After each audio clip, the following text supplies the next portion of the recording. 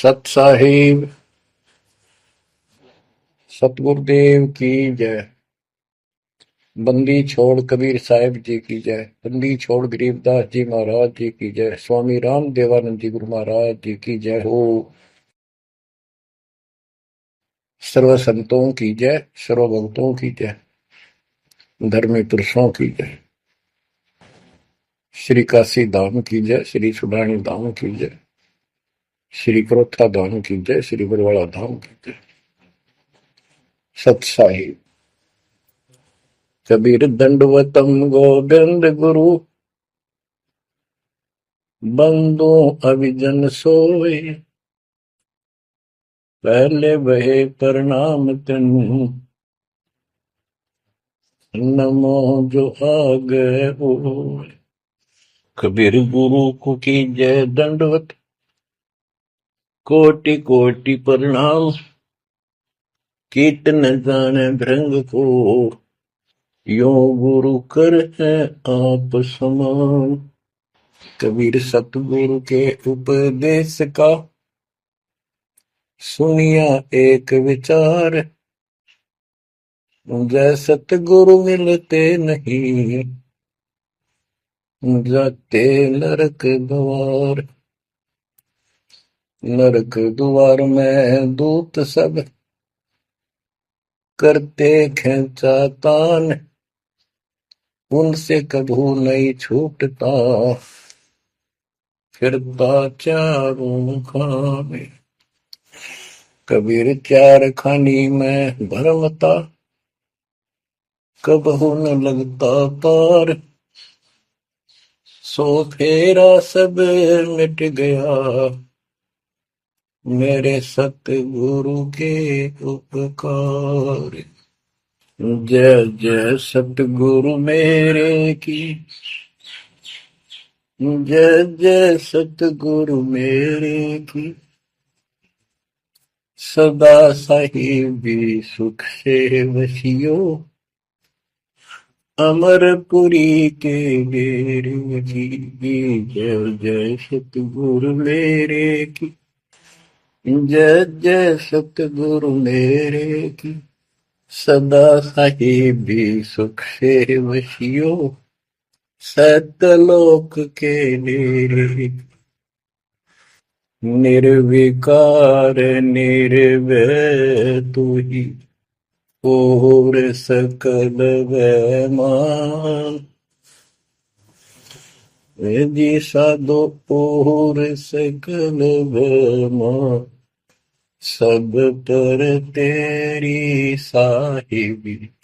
सब पर तेरी साहिबी, तुझ पर साहिब ना।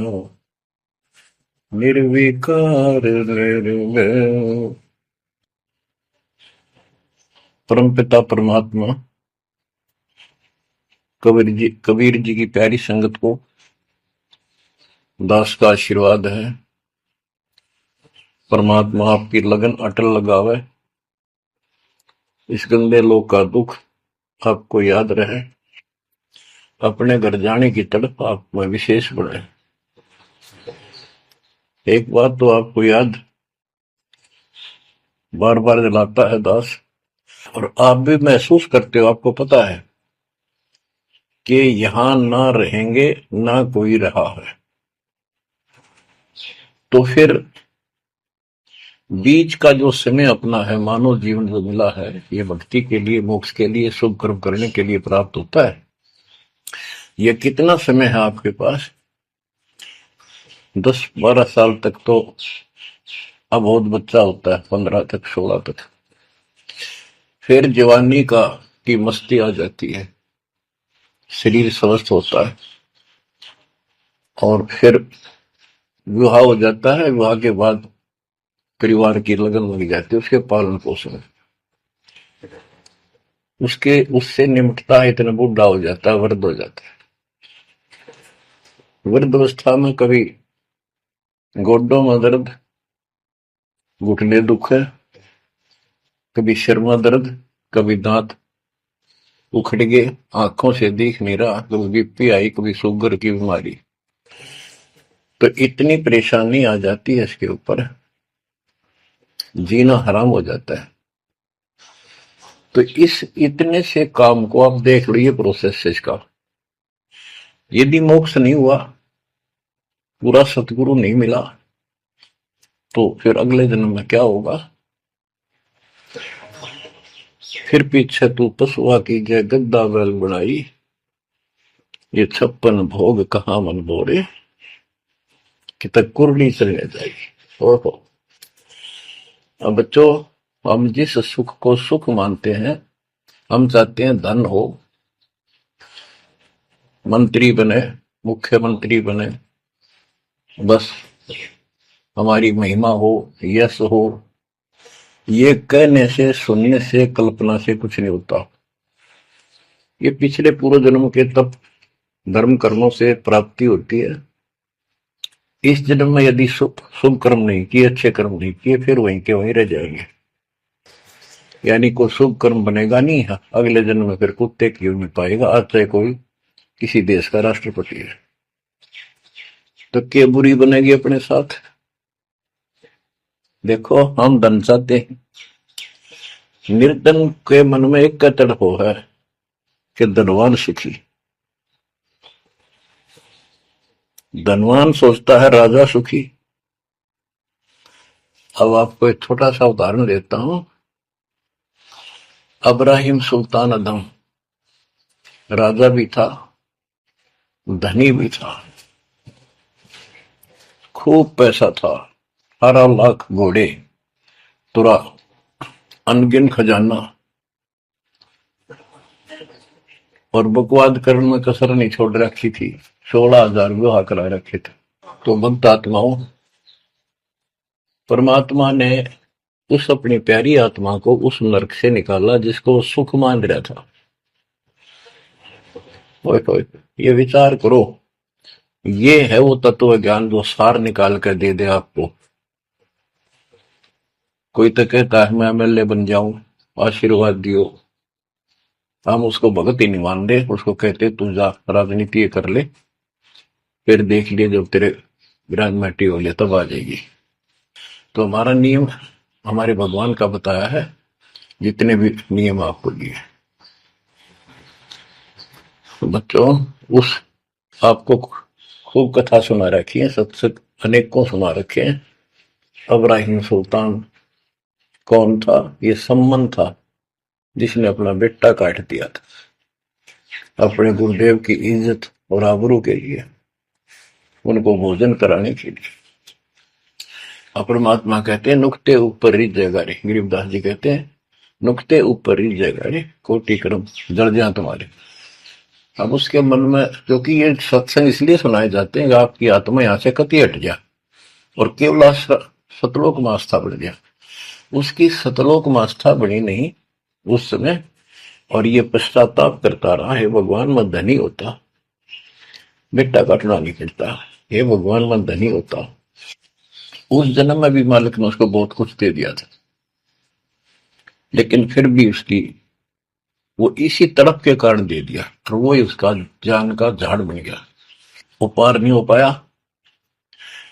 और फिर अगले जन्म में एक नौशेरवा नाम का बादशाह बना। 70 गंज यानी 70 अरब संपत्ति थी। एक पैसा दान नहीं करे, परमात्मा ने वहां जाकर उसको झटका दिया, तो थोड़ा बहुत दान करवाया। वही आत्मा अगले जन्म में अब्राहिम सुल्तान अदम बना। अब जैसे कर्म कर रखा है वो फल तो भगवान देगा, लेकिन इसने के चाटे इस सुख न, इस धन न, इस राजपाट में अगले जन्म में कुत्ता बनेगा। परमात्मा को पता होता है हम अनजान बालक होते हैं, इसलिए परमात्मा उस नरक से निकालने के लिए अब्राहिम सुल्तान अदम के साथ, उनके साथ कितना कष्ट उठाया जाता है। एक जीव को निकालने के लिए कितने प्रयत्न किया जाता है। और आप इसी तरह बच्चों, इसी प्रकार परमात्मा देखो आपके लिए कितनी व्यवस्था कर रहा है, कहां से अपनी महिमा सुनवा रहा है। कहां से आपको जगा रहा है, आपको प्रेरित कर रहा है बच्चों, ये लोग अच्छा नहीं, इसमें तुम आंख मीच कर मत बैठो। अब्राहिम सुल्तान अदम मस्ती में था, वो साथ वो बड़े ठाठ बाट थे, धनी राजा था। एक 9 लखा बाग बनवा रखा था, उसमें सोया करता दिन में, कोई दिक्कत नहीं थी उसको, वो सुख मान रहा था। कबीर साहब कहते हैं झूठे सुख को सुख है ये मान रहा मनमोद, ये सकल चबीना काल का, कुछ मुख में कुछ बोध। तो उस नरक से निकालना चाहा परमात्मा ने उसको, उनको पता था ये प्यारी आत्मा, ये 4 दिन का की बकवाद है, 10 दिन की, 5, 10, 20 साल की, उसके बाद असंग जन्म कष्ट पाओगी, इसलिए उसको उस नरक से निकालना चाहे। और हम धन्य मांगे भगवान थे, तुम इतना मांगे आपको, तो साईं इतना दीजिए जामा कुटुंब समावे, हम भी भूखे ना रहे, अतिथि ना भूखा जावे। इसमें सब कुछ मांग लिया। जामा कुटुंब समावे, रिक्वायरमेंट ऑफ द फैमिली, परिवार की सब आवश्यकताएं। वर्तमान में आपने गाड़ी भी चाहिए, छोटा मोटा मकान भी सुथरा चाहिए, और वही रोटी 2 रोटी अच्छी चाहिए, ये सब कुछ देगा आपको, क्योंकि ये धनी है, सेठ है, सारी सृष्टि का मालिक है। तुम उस जगत सेठ कबीर परमात्मा के बच्चे हो। यदि आप ठीक से चलोगे, माता पिता के अनुकूल चलोगे, तो क्या, जैसा भी कोई माँ बाप है अपने बच्चों को बहुत सुख देना चाहता है, आपसे दुखी रहेंगे तो परमात्मा उस प्यारी आत्मा को निकालने के लिए सतलोक से चलकर आए। जैसे आपको वेदों में कितनी बार, अनेकों बार प्रमाण दिखाए, पढ़ पढ़ कर सुनाए, वीडियो बना रखी, आप पढ़ते देखते हुए देखा करो। वेद प्रमाण करते हैं कि परमात्मा ऊपर, सबसे ऊपर के लोक में बैठा है, विराजमान है, वहां से चलकर आता है, अच्छी आत्माओं को मिलता है, उनको सच्ची राह दिखाता है भक्ति की, अपने मुख से बोलकर वाणी बोलता है, उच्चारण करके वाणी बोलकर गूढ़ ज्ञान, तत्व ज्ञान, मूल ज्ञान बताता सुनाता है। और वो अमृतवाणी, और वो उस समय जब एक लीला करता है संत की, सतगुरु की, उसके बहुत सारे फॉलोअर हो जाते हैं, और उनमें वो नायक की तरह होता है, जैसे सेनापति सुशोभित होता है अपने सेना के ऊपर साथ, ऐसे वो उनका पूज्य होता है।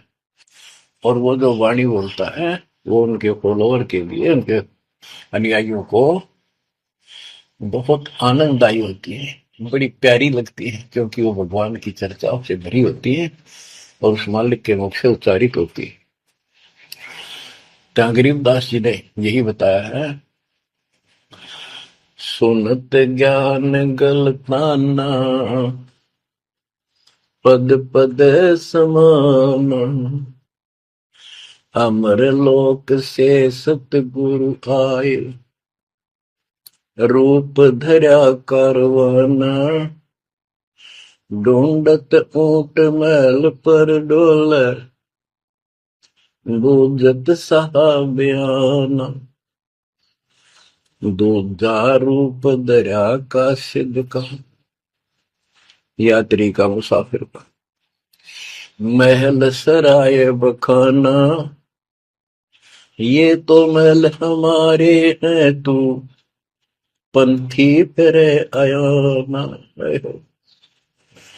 तीजा रूप खवास का दारा, फूलों से जब छाना, 3 कोरड़े तन पर खाए, मारत चोट हैवान, कहे खवास सुनो अब्राहिम, कैसा खिलवत खाना, एक घड़ी से जा पर पोटे, तन का चाम उड़ाना, हेत हुसन सब दूर किया, दर्शा तकत बिराना, गैब खवास बहे तिहवारी, कंपन लगे पुराण। अमर लोक से सतगुरु आए, हाय हाय। सुनत ज्ञान गलताना, पद पदे समाना। अपने सतगुरु के मुख से सारा ज्ञान सुन के और वो परमात्मा के द्वारा गई बताई गई पद्धति पर गलतान हो गया, मस्त हो गया, लग गया। लेकिन उससे पहले अमर लोक से सतगुरु आए, रूप धरा का रोवाना। एक ऊँटों वाले व्यक्ति का रूप बनाकर जो ऊँट पाला करते हैं, राजा के महल की छत के ऊपर जिस पर वो सो रहा था, वहां ऊपर से आकर प्रकट होंगे सतलोक से, और हाथ में लठ ले रखा, उसकी छत छत पर मारे जोर जोर से। शोर हुआ। अब्राहिम सुल्तान नींद से उठा। उसने कहा, ये कौन बकवास कर रहा, पकड़ के लाओ। सिपाही गए, पकड़ लाए। पूछा, कौन है तू? परमात्मा बोले, मैं एक ऊँटों वाला हूँ। ये छत पे क्या कर रहा था? राजा, मेरा ऊँट खो गया, एक गुम हो गया, मैं उसने खोज रहा था, देखो आपकी छत पे पाया जाता है। अब राजा बोला, अरे भोले व्यक्ति, ये राजा का महल है, ऊँट पर कभी छत छत पर कभी ऊँट चढ़ सकता है? ये कभी नहीं हो सकता। अच्छा बावला। तो उससे पहले राजा ने कई महात्माओं को पकड़ पकड़ के जेल में डाल रखा था कि मुझे भगवान बताओ, दिखाओ। तब कबीर साहब ने कहा, जैसे छत पर ऊँट नहीं चढ़ सकता, ऐसे तेरी बकवादों से रब नहीं मिल सकता, खुदा नहीं मिल सकता। यूं कहकर अंतर ध्यान हो गया। फिर कुछ दिन बाद आपको सारी कथा सुना रखी है। ये एक यात्री का रूप बनाकर आए। यात्री, सफर, मुसाफिर पैदल चला करते थे। रात हो जाती, किसी शहर में, सराय में, धर्मशाला में रुका करते थे। तो वहां राजा के महल में पहुंच गए। साथ में अपने कपड़े लत्ते ले रखे, जैसे उसमें यात्री चलना करते थे। राजा बाहर बैठा था, सैनिक साथ थे। वहां जाकर बोला, अरे धर्मशाला वाले, सराय वाले, राजा की तरफ हाथ करके, मैंने रात काटनी है, मैं यात्री हूँ, मुसाफिर हूँ, और एक कमरा बता, उसका किराया बता दे। राजा बोला, अच्छे बोले आदमी, ये बोले मुसाफिर, तेरे को पता है ये तू कहाँ खड़ा है? मैं कहा, नहीं जी, मैं राजा हूँ और ये मेरा महल है, ये सराय नहीं है। परमात्मा बोले, आपसे पहले कौन था इसमें, तेरे से पहले बता। क्यों? मेरे दादे परदादे थे, वो कहाँ गए? वो अल्लाह खुदा को प्यारे। और बच्चों, कितने दिन रहेगा तो इसमें? इसलिए अपने सराय बताई, आंख खोल ले। यूं का अंतर ध्यान हो गए, मूर्छित हो गया अब्राहिम। वो डर गया, यू की रिश्ता, और उस दिन भी ऐसे हो गया था। उस दिन के बाद फिर अपने 9 लाख के बाग में जैसे प्रतिदिन विश्राम किया करता था, वैसे गया। परमात्मा ने उस दिन, देखो बच्चों, आपके लिए कितने भटक रहे, एक बंदी का रूप बनाया, स्त्री का, वैसी वेशभूषा बनाकर, और उसके बिस्तर लगाया। देखो, जो दिन मेरी शरण है, ताका हूं मैं दास। बच्चों, देखो अपनी एक प्यारी आत्मा के लिए अपना, वो हम बच्चों, वो हमारा बाप है, और हम इस शैतान के लोक में आके शैतान हो गए, बिगड़ गए। बताओ कितना कष्ट उठाया अपनी प्यारी आत्मा के लिए। कबीर साहब कहते हैं, जो दिन मेरी शरण है, ताका हूं मैं दास। ये दास वहां गुलाम बने, एक बंदी का रूप बनाया नौकरानी का, अपनी प्यारी आत्मा को इस काल के इस षड्यंत्र से निकालने के लिए। जिसको तुम राजपाट और सुख मानते हो, तुम्हारा दुश्मन है। आपको क्या कहते हैं? दूजा रूप धरा का सिद्ध का, महल सराय बखाना।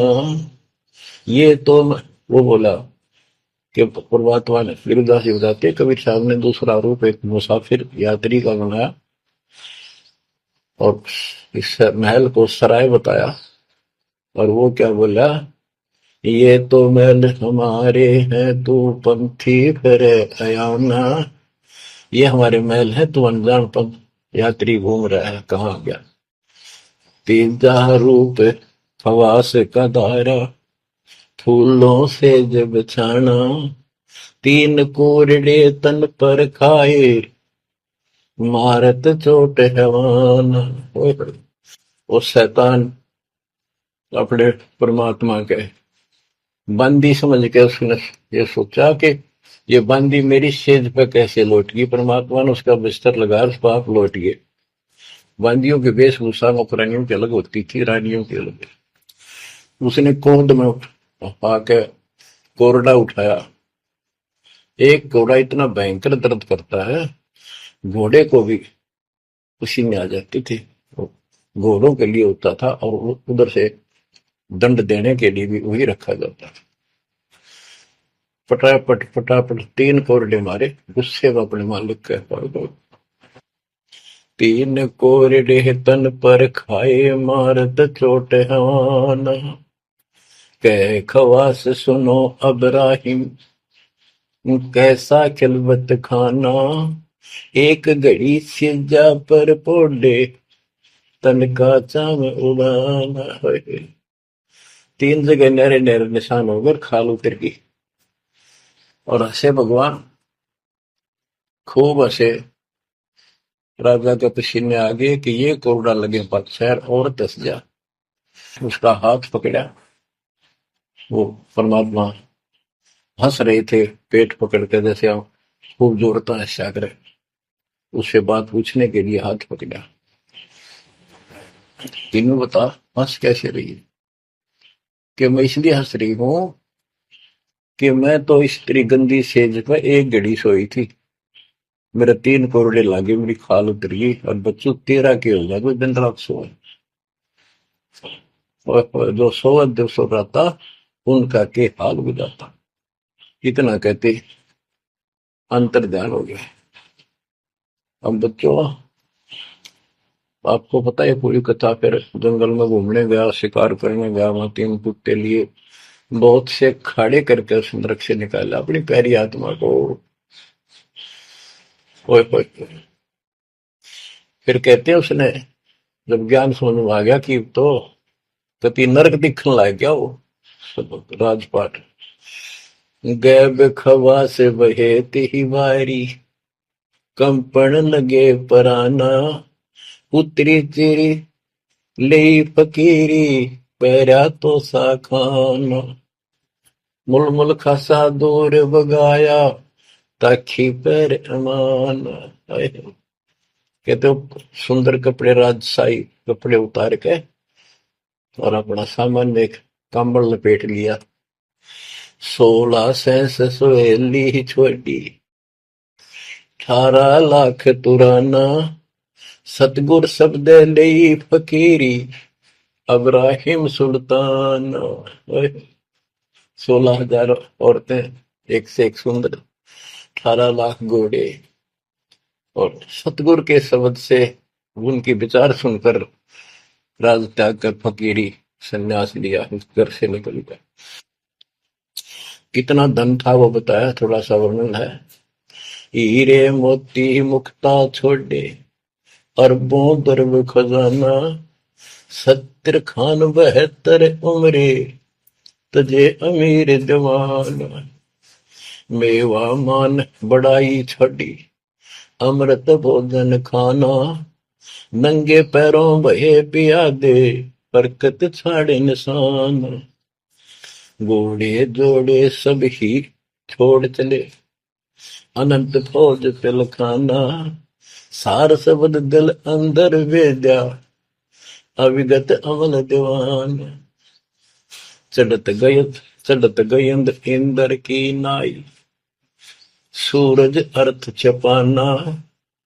सेना संग रंग दल बादल, गर्द जात असमान।